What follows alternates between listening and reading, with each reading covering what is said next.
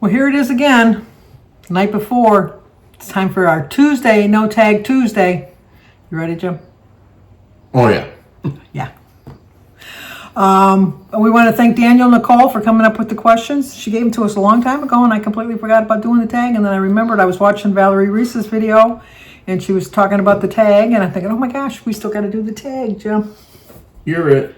Okay, so here we go. This is a Get to Know Me Better tag. Number 1, what time do you go to bed? What time do I go to bed? I go to bed anywhere from about 11:30 to 12:30.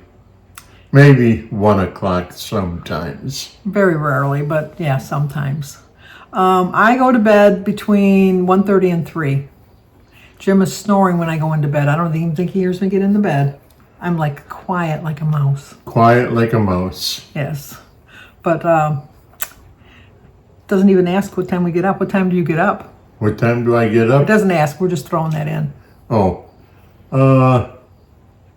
I like to get up by about 9 o'clock, but lately it's been closer to 10 o'clock. I usually wake up when Jim gets out of the bed. So I usually wake up like 9, but lately, like he said, it's been closer to 10. But then I lay in the bed, which is a bad habit, I know. But I lay in the bed and I play games on my phone and I answer my emails. And so I technically don't really get out of the bed till close to 11, which really, for most of you people out there, your day is almost done. Mine is just getting started. Exactly. So, number 2, how would you rate your childhood on a scale of 1 to 10? How would I rate my childhood? On a scale of 1 to 10. 1 to 10. I would have to give it right around 8 and 7/8, maybe. Ooh, look at you, 8 and 7th, him with his math. It's like when you go for a job and they tell you to rate yourself between 1 and 5, but nobody ever can get 5. So I don't think anybody really can get a 10 because there's always something that happens in your childhood that kind of makes it kind of bad. We had a fire when I was young, when I was 10, and so we had to live. And Rob Lowe wasn't around. And Rob Lowe wasn't alone. No, it wasn't Rob Lowe because they pretty much stay in the same place. That's 911 Texas or San Antonio. Is that what it is? Yeah, Lone Star. Lone Star, 911 Lone Star. But 911 in California, they go everywhere. It doesn't matter. They go on rescue people off of ships and they go into forest fires and stuff like that. But so we had to live apart for 6 weeks, which was kind of hard. So I wouldn't give it a 10. And I hated taking the bus. But I had a really good childhood, and I don't know about an 8 and 7/8. I was just going to say an 8, but it's pretty close to a 9. So maybe I'm 8 and 9/10. How's that sound? But Why not 8 and 15/16? No, I don't want to go that high. So anyway, number 3? What are your favorite values in friends? What are my favorite values in a friend? In a friend. I don't have much value. No, what do you want in a friend? What do you expect from a friend? I want them to be honest, I guess. You know. I would like a friend that stands by me no matter what, but also knows when to be honest with me, and then knows when to kind of like tiptoe around the truth until I'm ready to face the truth, and then give me the truth. That's kind of like a really hard thing to do in a friend, but you can't handle the truth. Sometimes you can't handle the truth, and you just have to have that friend that just knows just the exact right moment when you're ready to handle that truth. So, yeah, I value the friendship of my friends and the loyalty and the honesty, I guess. What is your best trait? What is my best trait? Well, it's like I'm low standard. You have to understand that. I don't, I keep my truck clean, very clean. As opposed to my car, is what he's trying to say. And as opposed to her dirty clown car. And I consider myself a pretty good marksman when I shoot. That's why I don't piss them off. Yeah. But yes, I'm not satisfied unless I can hit a nickel size spot at 100 yards. So, and her brother's happy if he can hit the edge of a pie plate at 100 yards. So your best trait is that you're a good huntsman. yeah, you know, Jim was born too late. I was. My best trait is I feel that I look out for other people. I kind of like put them first before me, sometimes to the detriment of my family, that I don't put myself first, but I like to put other people first. So I think that's my best trait. Could be my worst trait at the same time, but I think it's my best. What is your favorite restaurant? What is my favorite restaurant? Well, I have a few actually, but I would say, what's the name of that restaurant? Well, No, Villa's restaurant. It's like better than. I'm not going to tell you because it's not. Uh, I'm not going to tell you because it's not. What's that Italian restaurant? I'm not telling you because it's not. You're going to have to search your little tiny little pea brain and try to figure it out. I'll give you a hint. It's across from the Texas Roadhouse. Well, I know that. I know where it's at too. OG. Or White Castles. OG, okay, with the initials. Does that help, OG? Oh, Olive Garden. It's not better. It's better than Olive Garden. It's not better than Olive Garden. It's not. Yeah. No, it's not.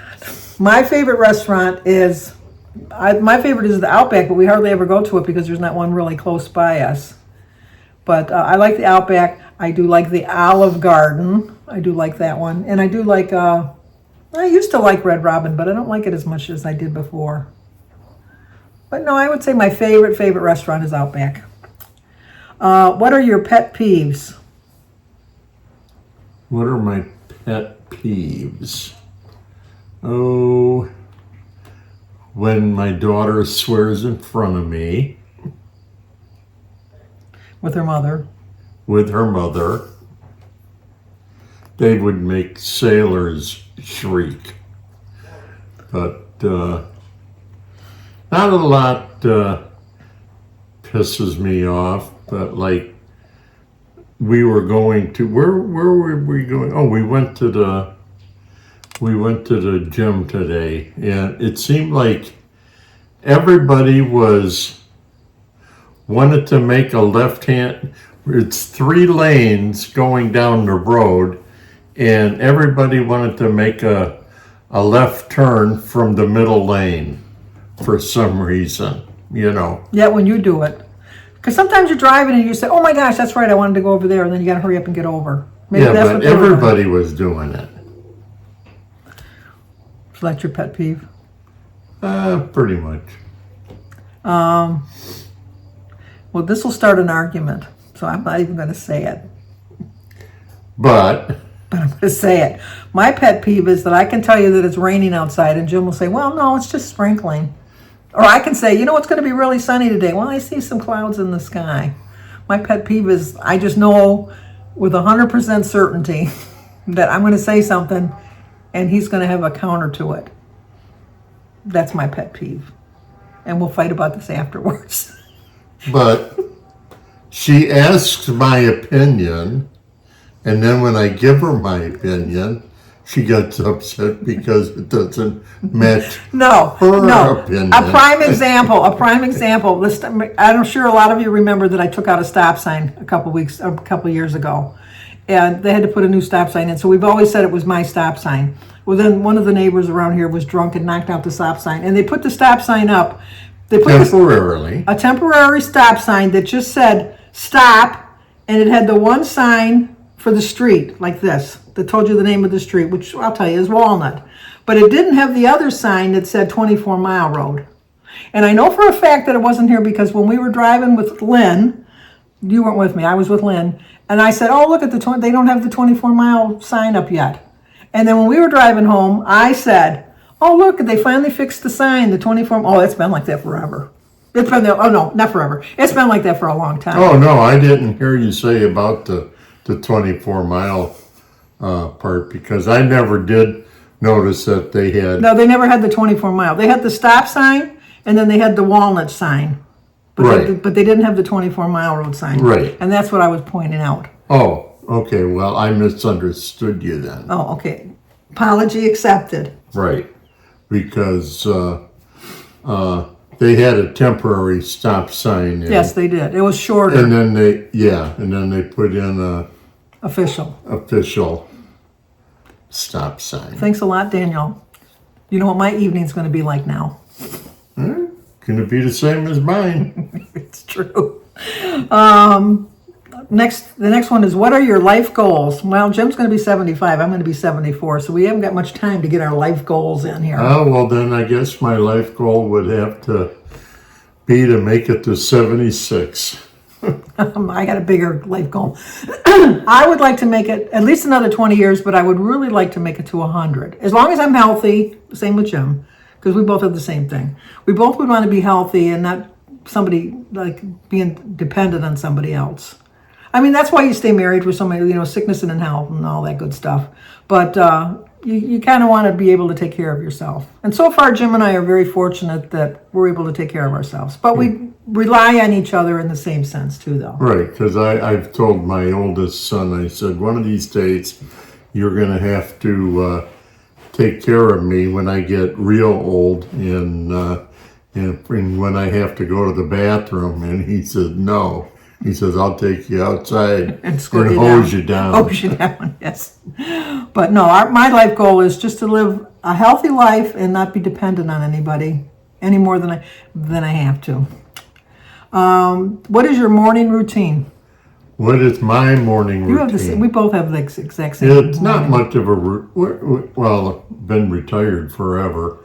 No, just get up, happy that I'm still alive, and get up, turn the TV on, watch the news a little bit, make myself a egg muffin. Open the blinds. Open the blinds, and then take her running all around. That's pretty much what we do now. My routine, like I told you, is I wake up and I play games on my phone, answer my emails, answer my things, watch some videos. Then I get up and go outside and read, or else we go and do running. We try to get out of the house. We decided to go to the gym today because we realized we were both just sitting around too much. We're going to be doing that all winter. We don't need to be doing that in the summer too. Right. What are your hobbies? My hobbies? I like shooting. Yes. I enjoy shooting. He has a black powder, and he has a regular gun, and he has bow and arrow. Yeah, I just enjoy shooting. And hunting. And hunting. I don't know how I'm going to do that this year, but I'm going to give it a whirl. Yeah, him and his friends are getting... Well, his friends they're kind of like dropping like flies. They're dropping like flies. I've lost 3, I think. 3 of them. 3 of them. Here within the last few months. Yeah. So they're dwindling. That's why I picked younger friends. You pick friends the same age. I pick friends younger that they're going to live a little longer. My hobbies are reading and, pretty much reading. Taking care of everybody. That's about my routines. And Jim won't be able to answer. Well, he should have one favorite. Who are your favorite YouTubers? Who are my favorite YouTubers? Who are my favorite YouTubers? Oh, you. Thank you. Jim doesn't watch any videos. I have a steady watch list. I watch A Girl and Her Phone. I watch with Kim. I watch Mary Fran's No Excuses. I know she's got a longer name. I apologize, but I can't remember. But she's in the link down below because she is doing part of the tags. I watch Mary Fran. I watch Sue Slims Down. I watch Terry Weeks. I watch WV Running Down. I watch Valerie Reese, Rise and Shine Suburban Homesteading. I think the question said your favorite. These are my favorites. These are my favorites. Not how many. These are my favorites. That's why I watch them. There's other ones that I watch sporadically. These are my favorites that I watch faithfully. Now you've made me lose track. Oh, darn. What's the next one? And Recipes with Roy. I watch all of them faithfully. And then there's other ones that I watch that are not my favorites, but I do occasionally watch them. But I won't name them because obviously Jim's getting bored. So, but they... Well, no, because then if you name them, they'd know that they're not your favorite. Oh, that's true, Jim. Good point. Good point. Thank you. That's why I keep them around. Anyway, thank you very much, Danielle, for coming up with the questions. I'm sorry we're waiting. Well, we're going to have it up on time, but we waited till the last minute to get it up. We should have done it last week with Linda Dale. You were thinking. I wasn't. You were not thinking. So I was watching the Olympics. he was watching the Olympics. Yes, he was. But anyway, thank you so much. Check out everybody in the description box down below that are doing the tags usually. And the questions will be down there if you want to answer them. Let me know if you have a channel and you do them. I'll come over there. I'll share your channel link. And that'll do it. So like, comment, subscribe, and share. And mimeograph. And I will include a picture of a mimeograph machine at the end of the video for those who do not know what that is.